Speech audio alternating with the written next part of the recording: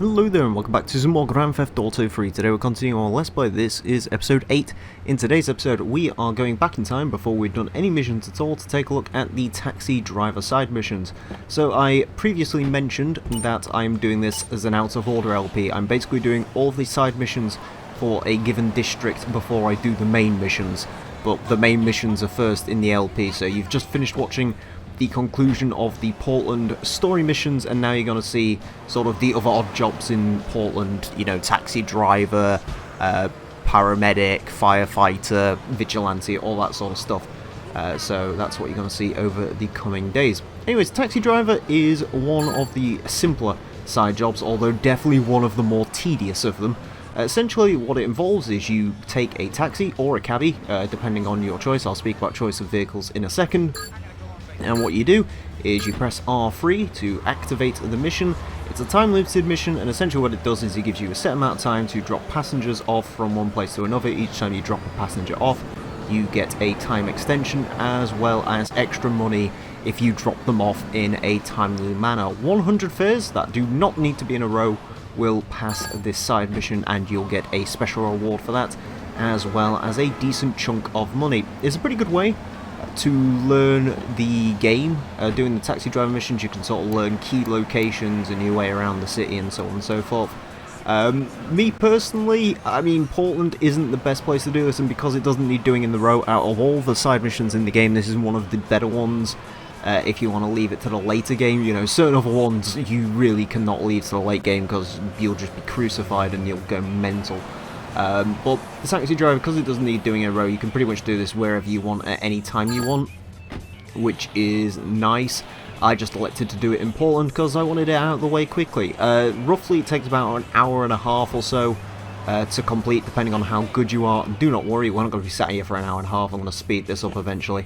But yeah, you basically get the gist of this. There's about 5, 6, 7 set locations to drop people off here in Portland, and again, you just sort of ferry people around and make money that way. It's fairly simple.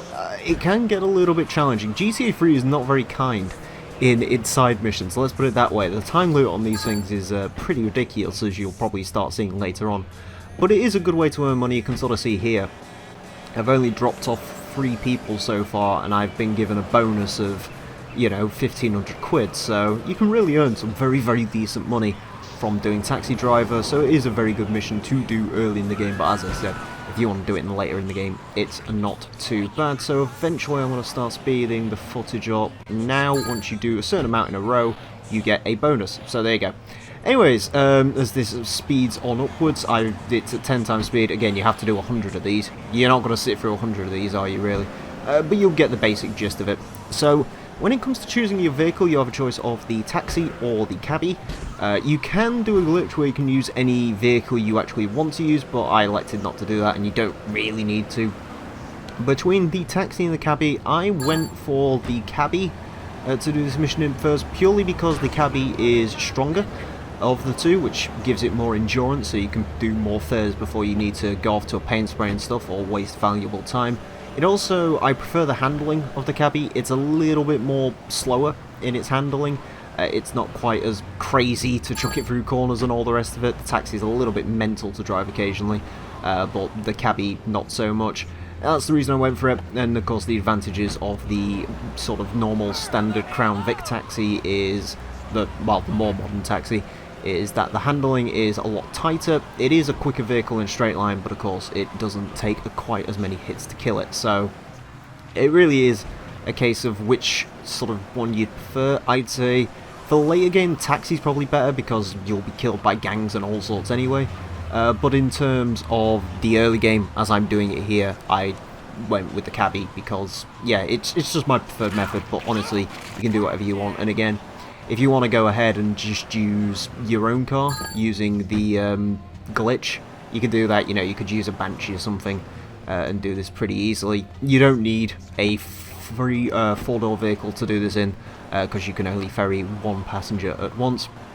And unlike some of the later titles in this game, Taxi Driver is literally just this. In some of the later titles there was weird stuff like tailing people and doing bank robberies and stuff like that.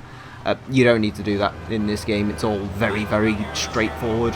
pick people up, drop them off, pick people up, drop them off. It's Taxi Driver. There's not really much else to say when it comes to Taxi Driver. As I mentioned, Portland, not the best place to do this. Portland is quite hilly. It's also a pretty complicated city to get around. It's amazing that they considered this for the first city in this game, because it is quite an awkward one to drive around at times. And especially with some of the locations, like the dock locations are a bit of a nightmare, and also getting from one side of it to the other, it can be a bit frustrating. And these Taxi Driver missions, they really want to punish you sometimes, where you'll go from one end of the map in like Hepburn Heights, and now I want you to go all the way over to the docks. It's just a bloody nightmare when it wants to do that.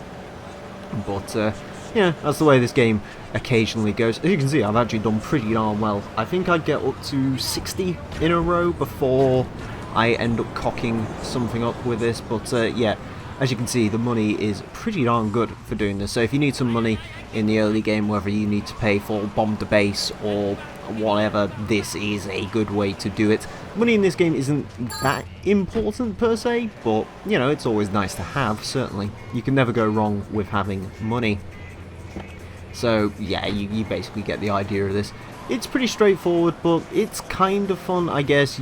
I would recommend finding something to distract yourself with while you do it. Maybe stick on a YouTube video or whatever. I believe I live streamed this, so people have already seen this maybe. But yeah, it's just an hour and so many minutes of just driving around aimlessly, and that's what you do. But yeah, you do get a lot more money if you do them in a row, because it jumps up $5,000 every single time you get in a row. So in theory, for 100 in a row, you would get. Why is my brain going blank? I don't know why. Anyways, if you did all 100 in a row, you get like $100,000 or something, which wouldn't be bad. But you can see there, I sort of failed. Repainted the car, went to drive around some more. And yeah, as I said, you don't have to do them in a row, which is very nice, because with the time limit and everything, I would have gone insane. There, I sort of had an oops. As you can see, there's probably a reason I chose the cabbie, because I can't really drive sometimes.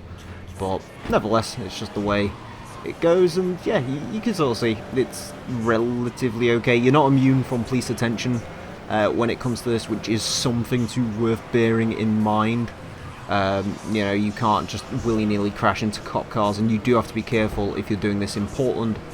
When they ask you to go for the import-export garage, there is pedestrians around there, and they do like to wander in front of your car, and usually it is easier just to run them over instead of wasting time trying to get them. But yeah, it's something you definitely need to bear in mind.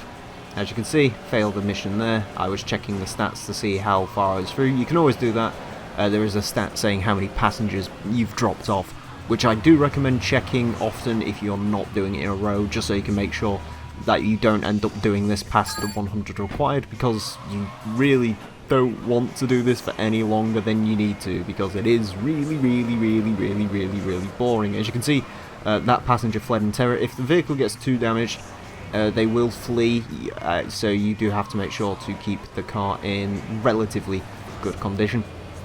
As you can see here, I actually switched from the cabbie to a taxi, because I ended up rolling my cabbie, which I'd used for like the last 70 fares or so on and so forth.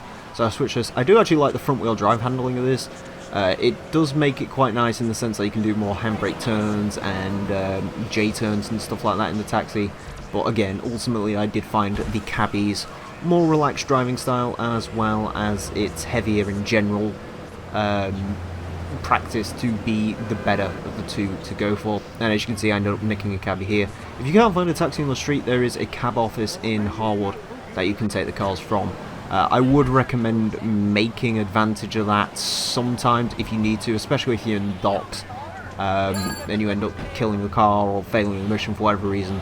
It is a good thing to do. But taxis are very common on the streets of Portland, and indeed pretty much any city in Liberty, so finding them is not necessarily too difficult. You don't have to worry about struggling to find them. It's not like Firefighter, where there's like specific places you need to know where they spawn. In this, it's pretty darn straightforward, and as you can see, yeah, it's just what it is. I don't think I can really explain much more about the Taxi Driver side mission, other than it's fairly easy, just a bit mundane. As you can see, checking the stats once again to see how far I was through. I think I'm coming towards the end here, and the footage will go into normal speed once again. In fact, I believe, yeah, it's coming up very, very shortly. Drop this guy off at ammunition, I believe. And my next guy, nope, next guy after this is the one that I end up taking to my final destination, which of course would be the exports garage in Portland. So here we go, back in normal time, as you can see. And just to prove that you don't need to do this all in a row, drift it down here. Watch out for the pedestrians down here. I wasn't joking, they just all pile up around here. And there we go. Character dropped off, and we get that good old pager tone to say bigger, faster, harder. Now, Borgine taxis open for business in Harwood. Call 555 Borgine today. So what does that mean? Well, what that means is if you go up to Harwood, which I will do in a minute, I just dropped another guy off to make sure, specifically this place in Harwood, so just follow where I go and crash the taxi for show-off reasons. You can see behind me the Borgine taxi offices. If you go there after doing 100 fares, you will find the the Borgine taxi, which is this rather interesting looking thing with the spikes on the bumper, and it's painted red. It's essentially the cabbie, but it's faster. It's a lot more harder in the sense that it's tougher. There you go, that's what I meant. It's tougher, it's quicker, it's better handling. It's essentially the best taxi in the game, and it's a pretty cool vehicle, pretty interesting vehicle certainly. I was just waiting for the alarm to go off, but yeah, it is much better than the standard cabbie or taxi. Unfortunately, again, by the time that you get this, you've already done all 100 fares, so there's literally no point of really doing anything with this. I guess if you wanted to do the taxi missions again to earn some more money, this would be an exceptional choice, but I don't know why you would, because you should have already earned a decent amount of money from doing this. Anyways, thank you all very much for watching the taxi driver side mission. Join us next time when I'm going to be taking a look at the rampages here in Portland, so stay tuned for that, and until then, farewell. Everybody tells me they perform a service, yet the same fucking people say they drive a Liberus. Will make your fucking mind up, you stupid